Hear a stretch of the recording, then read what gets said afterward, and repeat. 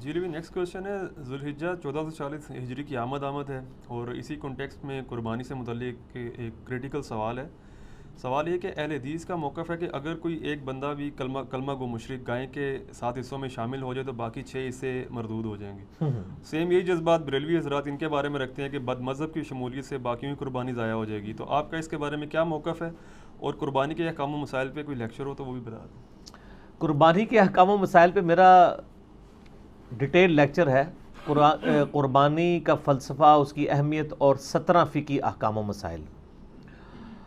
مسئلہ نمبر 52. آپ قربانی اور ساتھ انجینئر محمد علی مرزا لکھیں تو وہ آپ کے سامنے ویڈیو کھل کے آ جائے گی. قربانی سے ریلیٹڈ دنیا جہان کا کوئی مسئلہ تھا، چاہے وہ جدید تھا یا قدیم تھا، میں نے مینیجیبل فارم میں قرآن و سنت کے دلائل کے ساتھ اسے کور کیا. اب اس میں مزید ویلیو ایڈیشن کر دی ہمارے غلام محی الدین بھائی نے. انہوں نے جو چینل بنایا ہوا ہے راہ ہدایت کے نام سے، اس پہ انہوں نے میری انہی ویڈیوز کے چھوٹے چھوٹے کلپ کاٹ کے اور باقاعدہ احادیث کے JPGs بھی ڈسپلے کروا دی ہیں. جو میں نے صرف حدیثوں کے نمبر بتائے تھے، حدیثیں بیان کی تھیں، وہ انہوں نے انہی نمبر سے حدیثیں اٹھا کے ڈسپلے بھی کروا دی ہیں. اور وہ انشاءاللہ تعالیٰ کچھ کلپس اس کے اپلوڈ ہو چکے ہیں، ہو جائیں گے انشاءاللہ، تو وہ اویلیبل ہیں. اب آپ اس سوال کی طرف آ جائیں کہ یہ حقیقت بات ہے، آج کل آپ جمعے کے خطبوں میں جو ذرا دلیر ہیں وہ جمعے کے خطبے میں بھی بیان کر دیتے ہیں، اور ویسے نجی محفلوں میں تو یہ بات کرتے ہیں. یعنی اہل حدیث یہ بات کہتے نظر آئیں گے کہ اگر کسی بریلوی نے، دیوبندی نے، شیعہ نے بیچ میں حصہ ڈال دیا تو وہ کہتے ہیں چونکہ ہمارے نزدیک وہ کلمہ گو مشرک ہیں، تو مشرک کا تو کوئی عمل قبول نہیں ہوتا، لہٰذا باقی ساروں کی بھی قربانی ضائع جائے گی.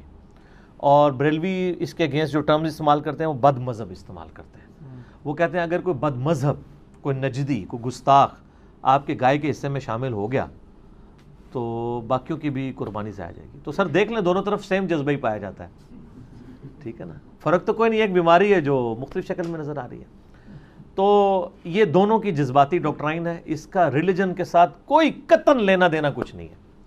اگر کوئی اتنا دلیر ہے نا تو یہ قربانی کے چکروں کو چھوڑ کے نا سب سے پہلے جو ہے وہ اسمبلی میں قرارداد لے کے آئی جائے، یا کئی سپریم کورٹ میں پٹیشن فائل کی جائے کہ اہل حدیث یہ پٹیشن فائل کریں کہ جی ہمارے نزدیک ہمارے علاوہ جتنے کلمہ گو ہیں، ان مشرک ہیں، ان کو اسلام سے باہر نکالیں اور صرف اہل حدیث کو مسلمان ڈکلیئر کیا جائے، اور جو باقی ہیں وہ اہل حدیث کے خلاف کر دیں.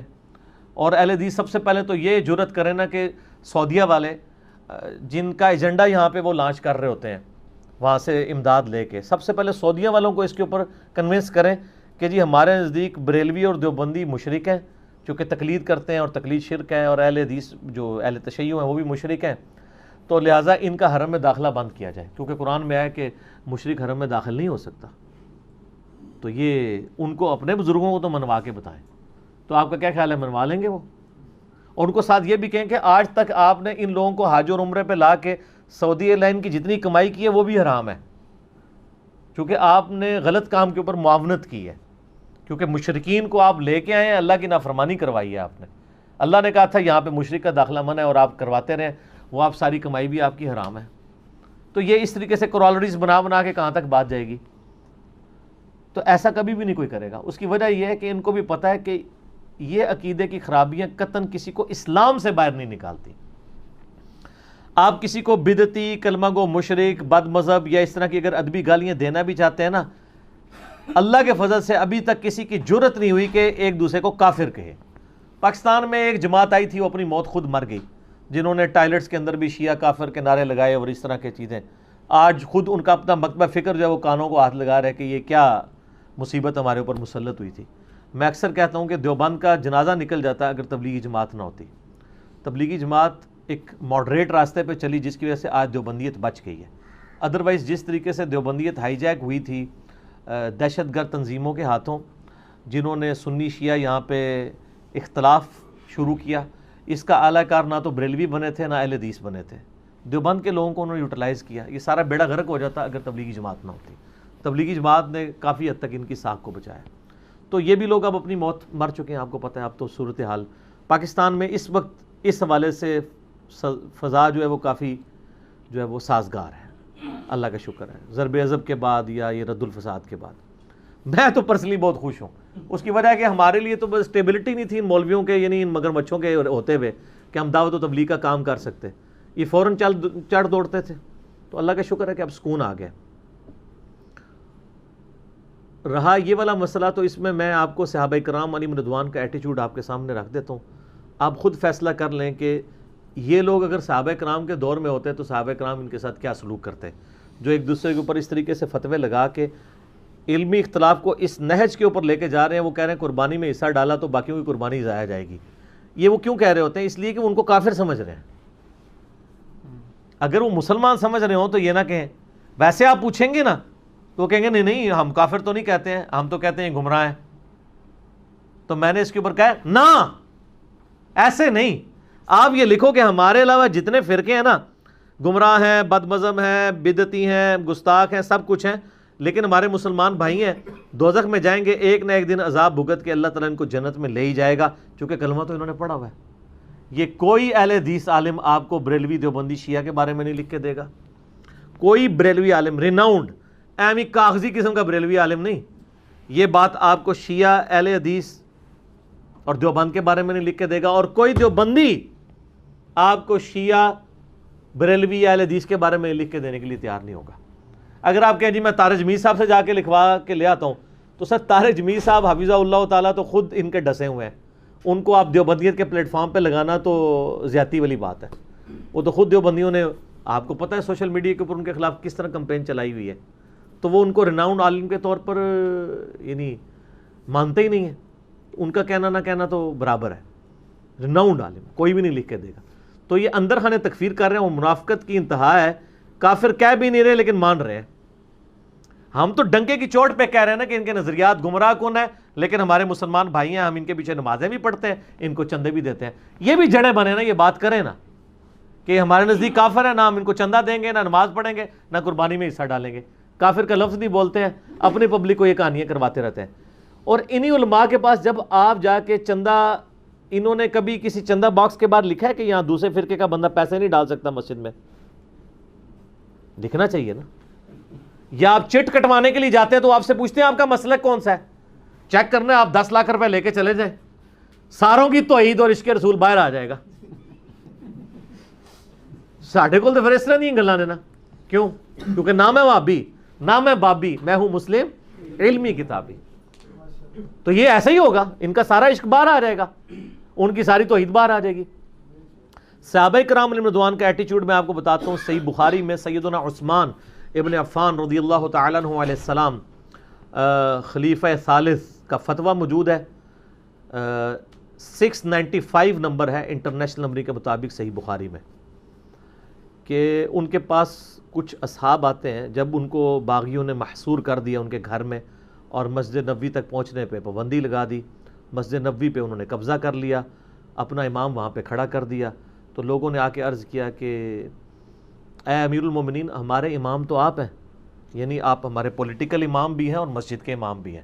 یہ تو آج کل ہوتا ہے نا کہ امام مسجد لادا ہوتا ہے اور وہ لیڈر لادا ہوتا ہے, جبکہ مسجد کے اوپر فتنوں کے امام کا قبضہ ہے اور وہ ہمیں نمازیں پڑھاتا ہے.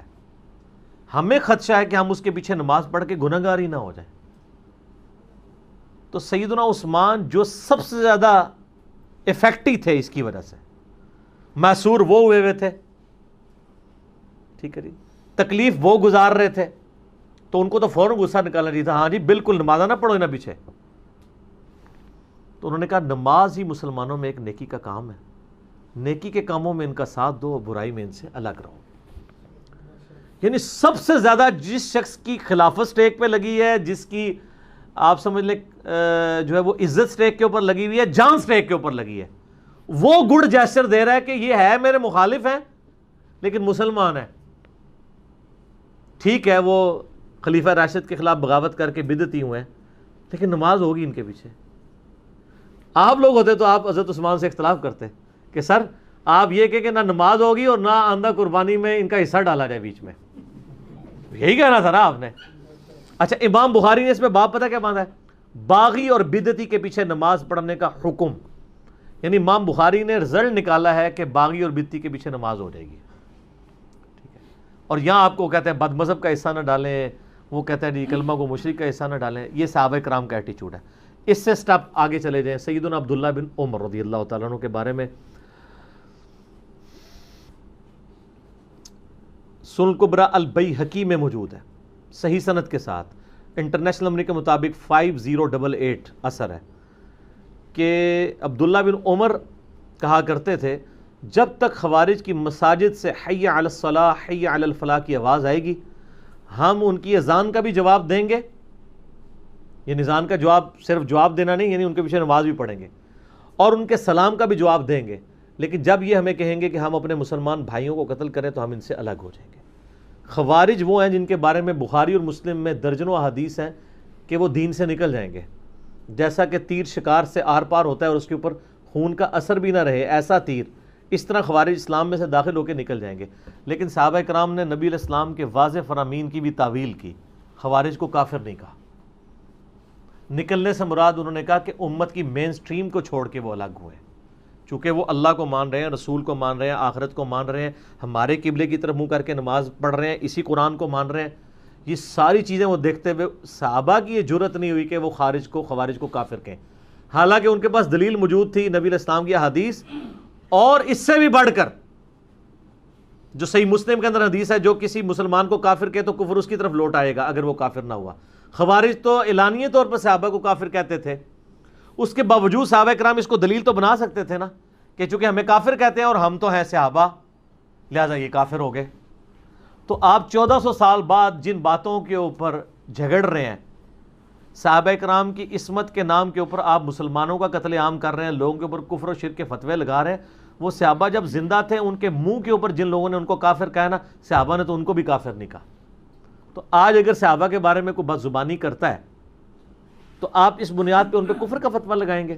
نہیں، آپ ان کی اصلاح کی کوشش کریں گے۔ کفر نام ہے اللہ، رسول، آخرت، قرآن کے انکار کا۔ جب آپ کسی کو اسلام میں داخل کرتے ہیں تو کیا اسے لا الہ الا اللہ محمد رسول اللہ کے ساتھ ابو بکر ولی اللہ، عمر ولی اللہ، عثمان ولی اللہ، علی ولی اللہ پڑھاتے ہیں؟ جن کے بارے میں مشہور ہے ان سے بھی پوچھ رہے ہیں، وہ بھی کہتے ہیں ہم نہیں پڑھاتے، یہ تو ہمارا نعرہ ہے۔ جیسے آپ کہتے ہیں خلافت راشدہ حق چار یار، ہم علی ولی اللہ کہتے ہیں، یہ ہمارے کلمے کا حصہ نہیں، نماز میں ان کا بھی کوئی نہیں پڑھا جاتا۔ تو اسلام میں داخل کرنے کے لیے جن چیزوں کا اقرار ضروری ہے نا، اسلام سے نکالنے کے لیے بھی انہی چیزوں کا انکار ضروری ہے۔ شخصیات کے انکار سے کوئی شخص اسلام سے باہر نہیں نکلتا، اللہ، رسول، آخرت، قرآن کے انکار کرنے سے، ان کی چیزوں کا انکار کرنے سے انسان اسلام سے باہر نکلتا ہے۔ لہٰذا یہ جتنے بھی مکاتب فکر ہیں، اہل سنت کے جتنے بھی مکاتب فکر ہیں، حنفی، شافعی، مالکی، حنبلی یا بریلوی، دیوبندی، اہل حدیث یا اہل تشیع میں بھی اثنا عشری ہوں، زیدیہ ہوں، یہ سب کے سب مسلمان ہیں۔ اپنی تمام تر گمراہیوں کے باوجود آپ ان سے علمی اختلاف رکھیں، ان کے پیچھے نمازیں پڑھیں، ان کے ساتھ نکاح والے معاملات کریں، اہل کتاب جتنا تو کم از کم ان کو درجہ دیں، اور یہ سارے معاملات لے کے چلیں۔ البتہ جو مسلمانوں نے اجماع کے ساتھ جن مکاتب فکر کو اسلام سے نکالا ہے، جیسا کہ اہل سنت میں سے ایک ٹوٹا ہوا گروہ ہے قادیانی، جو اپنے آپ کو احمدی کہتے ہیں، اور یہ مسلمانوں کو بھی چاہیے ان کو احمدی نہ کہا کریں، یہ احمدی نہیں ہے، یہ قادیانی ہے۔ تو ویسے بھی اس کا نام غلام احمد قادیانی تھا، احمد قادیانی تو نہیں تھا۔ اس کے ماں باپ نے تو اس کو نبی الاسلام کے غلام کے طور پہ رکھا تھا، وہ کیا پتا تھا کہ بعد میں یہ کیا چیز بن کے نکلے گی۔ تو قادیانی اہل سنت میں سے ٹوٹا ہوا ایک فرقہ ہے جس کی تکفیر پاکستان میں آئین کے اندر شامل ہو چکی ہے کہ یہ کافر ہے، کیونکہ انہوں نے بہت بڑا اختلاف کیا۔ دوسرا اہل تشیع کا ایک آف شوٹ ہے، یہ تو سب کانٹیننٹ میں پائے جاتے ہیں، قادیانی، بریلوی، دیوبندی، اہل حدیث، شیعہ یہاں کے انڈیا، پاکستان، بنگلہ دیش کے ان سے متاثرین ہیں۔ شام کے اندر ایک اہل تشیع کا گروہ ہے نصیریہ، جس کی اب کچھ یعنی یہاں پہ بھی ان کی شیطنت پھیلنا شروع ہو گئی ہے، جو سیدنا علی کے لیے الوہیت کلیم کرتے ہیں، علی اللہ کہتے ہیں، نعوذ باللہ، ائمہ اہل بیت کے نام لیتے ہیں تو حسین جل جلالہ، نعوذ باللہ۔ تو یہ سیدھے سیدھے کافر ہیں، ان کو تو شیعہ علماء نے خود کافر ڈکلیئر کیا ہے۔ تو یہ نصیریہ یہ والے ایسے ہیں کہ جن کے بارے میں آپ یعنی وثوق سے کہہ سکتے ہیں، باقی جو ہیں وہ مسلمان ہی ہیں۔ آپ مولویوں کے فتووں کو چھوڑیں، آپ خلیفہ راشد سیدنا عثمان ابن عفان رضی اللہ تعالیٰ عنہ علیہ السلام اور سیدنا عبداللہ ابن عمر رضی اللہ تعالیٰ عنہ علیہ السلام کے فتاویٰ کے اوپر چلیں، اور مولا علی کا بھی آپ فتویٰ لے لیں۔ دیکھیں خوارج سے سب سے زیادہ تکلیف سیدنا علی کو پہنچی ہے، ٹھیک ہے جی. المصنف ابن ابی شیبہ میں موجود ہے, المستدرک الحاکم میں موجود ہے. مولا علی سے پوچھا گیا کہ بتائیے یہ خوارج جو ہیں یہ کافر ہیں؟ تو ان کا یہ کافر نہیں ہے, یہ کفر ہی سے تو بھاگے ہیں. انہوں نے یہ گمان کیا کہ میں کفر میں مبتلا ہوا ہوں تو اس لیے مجھے چھوڑ گئے, اپنے زوم میں انہوں نے سمجھا. تو پوچھا گیا یہ منافق ہے؟ انہوں نے کہا منافق تو نہیں ہے, قرآن تو کہتا ہے منافق تو بڑی اللہ کا کم ذکر کرتے ہیں, یہ تو بڑی لمبی نمازیں پڑھتے ہیں. اگر یہ منافق ہوتے, دیکھیں آپ لوگوں سے آپ کے مخالفین کے بارے میں پوچھا جائے تو پڑھ کے رکھ چھڑ دو. یہ دنیا میں کون سا انسان ہے جو اپنے مخالفین کی جو خوبیاں بیان کر رہا ہے؟ یہ نبی علیہ السلام کی تربیت کا نتیجہ ہے, اور تکفیر کے آگے بند ہے. کہا مشرک بھی نہیں, کافر بھی نہیں, منافق بھی نہیں. پھر پوچھا کہ بتائیں یہ کون ہے؟ تو انہوں نے کہا یہ ایک جماعت ہے ایسی جس نے ہم سے بغاوت کی, ہمارے بھائی تھے بھگوڑے ہو گئے. کیونکہ اگر وہ کافر بھی نہیں منافق بھی نہیں تو تیسری کیٹیگری مسلمان ہی بچتی ہے. یعنی ہمارے دین اسلام میں جب ہم ڈسکشن کرتے ہیں, لوگوں کی کیٹاگرائزیشن کرتے ہیں, تو ہم کہتے ہیں یا بندہ مسلمان ہوگا, مسلم یا مومن, یا بندہ منافق ہوگا, اور یا کافر ہوگا. تو مولا علی کہہ رہے ہیں وہ نہ کافر اور مشرک ہیں نہ منافق ہیں, تو مسلمان ہوئے. ہماری ایک قوم ہے جس نے ہمارے ساتھ بغاوت کی ہے. تو یہ 3 صحابہ کا آپ ایٹیٹیوڈ دیکھ لیں, ان 3 فرقوں کو اب آپ دیکھ لیں, بریلوی دیوبندی اہل حدیث کو, جو صحابہ کرام کے نام کے اوپر چندے کھا رہے ہیں, کہ ان کا ایٹیٹیوڈ وہی ہے. اور یہ مجھے پتا ہے یہ جمعے آج کل پڑھانے شروع ہو جاتے ہیں اس کے اوپر کہ جی کسی بد مذہب کا حصہ نہ ڈالیں, یہ نہ کریں, وہ نہ کریں. پھر جب انہوں نے آپ کی چمڑیاں اتارنی ہوتی ہیں کسی پولیٹیکل جماعت کو بنا کے, پھر یہ سارے ہاتھوں میں ہاتھ ڈال کے ایسے سٹیج کے اوپر چڑھے ہوتے ہیں کہ آگے جیسی سارے رل کے تھوڑے کو چندے لواں گے, تھوڑی چمڑیاں لواں گے. اور جیسے ہی اپنی اپنی مسجدوں میں جاتے ہیں پھر اختلاف کی باتیں شروع کر دیتے ہیں. وہ مجھے غامدی صاحب کی بات یاد آئی, ان کو ایک ٹی وی پروگرام میں بلایا گیا تو ان سے پوچھا گیا کہ فرقہ واریت کا حال کیا ہے. تو انہوں نے کہا فرقہ واریت کا حال یہ ہے کہ ہمارے علماء جو ٹی وی چینلز پہ بیٹھ کے میٹھی میٹھی باتیں کرتے ہیں نا, یہی میٹھی میٹھی باتیں جمعے کے خطبوں میں بھی شروع کر دیں تو فرقہ واریت ختم ہو جائے گی. ٹی وی پہ دیکھا کتنے پازیٹیو بنے ہوتے ہیں, دیکھ رہے ہیں اٹ کتے دا ویر ہے, یا کہہ لو کتے دا ویر ہے. ظاہر ہے وہ قرآن پاک میں دیکھیں نا, سورۃ الاعراف کی 175 نمبر آیت میں ہے نا کہ جو علماء سو ہیں وہ کتے کی مثال ہے. یہ قرآن کی مثال ہے. اور ابو داؤد میں حدیث ہے کہ میری امت میں 72 فرقے دوزخ میں جائیں گے, اور وہ اہل بدعت ایسے ہوں گے کہ جیسا ان کو باولا کتا کاٹ جائے اور اس کے حلق اس کے ایک ایک رگو ریشے میں پہنچ جائے. نبی علیہ السلام بھی کتا کہہ رہے ہیں. تو میں یہ کہتا ہوں کہ یہ باولا کتا کاٹنے سے جو مسلمانوں میں فرقے پیدا ہوں گے, یہ کوئی ہاکی کا پلیئر کتا کاٹا ہوگا, یا کوئی اسکواش کا پلیئر, یا کوئی کرکٹ کا پلیئر کاٹا ہوگا, یا کوئی پولیٹیشین کاٹا ہوگا, یا مولوی کاٹا ہوگا. مولوی کاٹے گا تو فرقہ بنتا ہے نا. تو نبی علیہ السلام نے بھی کتا کہا, قرآن میں بھی آیا. تو وہ میں اب واپس آتا ہوں ادھر کہ جب کتے کا ویر پڑتا ہے تو آپ دیکھتے ہیں کہ ٹی وی کے اوپر کس طرح پازیٹیولی ایک دوسرے کی بات سن رہے ہوتے ہیں, اختلاف بھی کرتے ہیں, اور پھر وہ کہتے ہیں نہیں میں ان کی بڑی عزت کرتا ہوں. یہ عزت وہ ٹی وی پہ پیسے کمانے کے لیے ہوتی ہے, یار پیسے لے کے آئے ہوتے ہیں ادھر. یہی لوگ جب آپ ادھر جاتے ہیں اور آپ دیکھ رہے ہیں کہ یہ لوگ, جو میں اب نام لیے بغیر کہتا ہوں, کہ یہ لوگ اپنے کلپس ریکارڈ کراتے ہیں کہ جی فلاں جو ہے وہ گمراہ ہے, ان کے پیچھے نماز نہیں ہوتی. جب رمضان کی نشریات آتی ہے تو وہی مولوی آپ کو انہی کے پیچھے کھڑے ہو کے نماز پڑھتا ہوا نظر آتا ہے. تو سر پھر ان کا قبلہ اور کعبہ تو پھر پیسہ ہے نا. اگر یہ اتنے سخت ہے اس معاملے میں تو پھر قائم رہنا ٹی وی چینل پہ. میں اگر آگے پڑھتا ہوں تو میں تو ویسے ہی قائل ہوں, میں ابھی بھی پڑھ رہا ہوں. ہمارے ساتھ جتنے لوگ اللہ کے لیے اٹیچ ہیں تو وہ تو نماز پڑھتے ہیں, ہم منافقت تو نہیں کرتے. لیکن یہ لوگ کیا کرتے ہیں, ویسے اپنی پبلک میں اور بات کرتے ہیں, جب ٹی وی کے اوپر آتے ہیں تو ایک دوسرے کے پیچھے نمازیں بھی پڑھتے ہیں. تو وہاں کہا کریں کہ ہم جو کچھ کرتے رہے کہانیاں کرواتے رہے. اور ان کو بالکل کوئی اس وقت حیا تک نہیں آتی ہے کہ ہم نے 2 اپنے چہرے کیوں رکھے ہوئے. ان کی کامیابی کا, دنیا میں کامیابی کا راز ہی 2 چہرے ہیں, یاد رکھیے گا. دنیا میں منافقت کامیاب ہے, یہ ذہن میں رکھیے گا. سچی بات تو سر, اگر سچی بات بولنا کامیابی ہوتی نا دنیاوی, تو سب سے زیادہ کامیاب پیغمبر ہوتے ہیں دنیاوی طور پہ. جبکہ آپ ذرا تاریخ انسانی میں صرف نبی علیہ السلام کو یا 1-2 پیغمبروں کو تو آپ چھوڑ دیں, باقی سب کے سب آپ کو دنیاوی طور پہ دنیاوی طور پہ ناکام پرسنالٹیز نظر آئیں گے.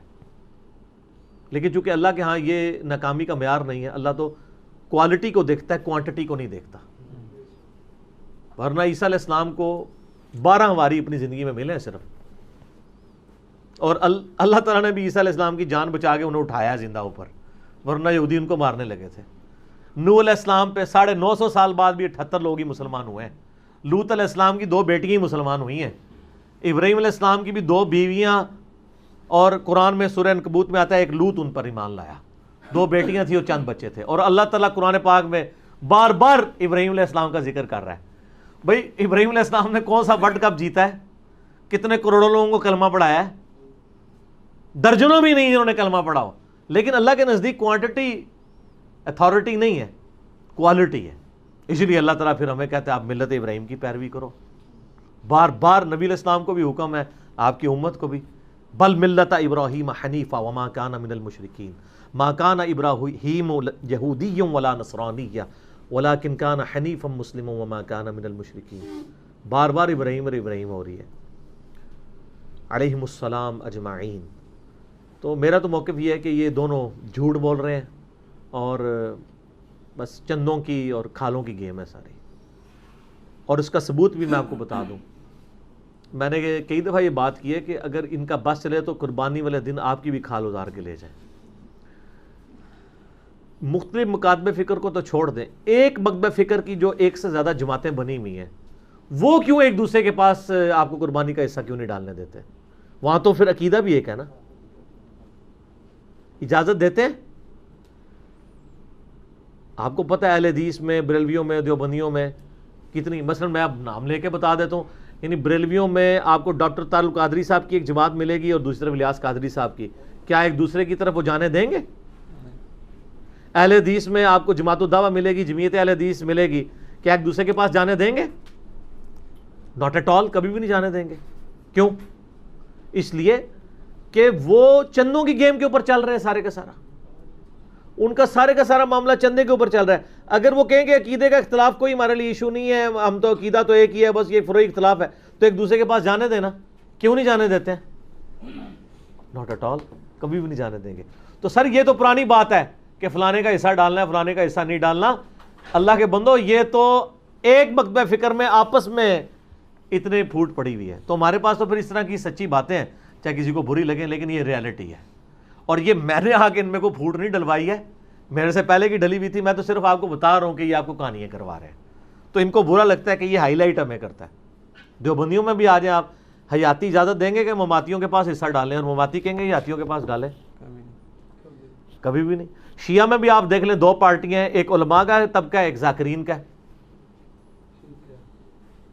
اسی طرح ہی ان کی تفریق ہوئی ہوئی ہے. اور ماشاءاللہ آپ دیکھ لیں آج کل سوشل میڈیا کی برکت سے یہ ہوا ہے کہ ان سارے لوگوں کی جو اس طرح کی ڈھکی چھپی دشمنیاں تھی نا, کھل کے سامنے آ گئی. ہمیں کوئی اب بتانا نہیں پڑتا, آپ خود جا کے دیکھ لیں. تو اس کے بعد انشاءاللہ ایک وقت آئے گا کہ آپ بھی جھوم کے کہیں گے کہ نہ میں وہابی, نہ میں بابی, میں ہوں مسلم علمی کتاب. ٹھیک ہو گیا.